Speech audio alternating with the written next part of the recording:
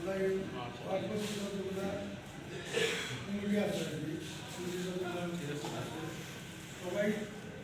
পাঁচ তারা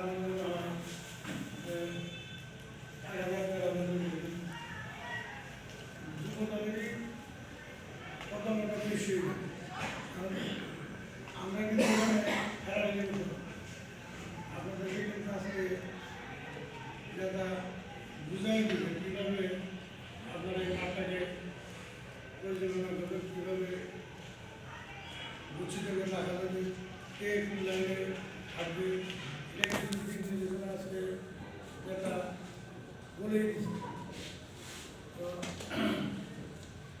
আপনারা আগামী 5 তারিখে আমাদের প্রোগ্রাম, এই প্রোগ্রামকে সাকসেস করতে হবে। কীভাবে করা যাবে এই আজকের থেকেই আপনারা সেই উদ্যোগ। আর যেহেতু আমাদের এলাকার পাড়া পুজো মেলার আদায় ওই বিল্ডিংয়ের সভাপতি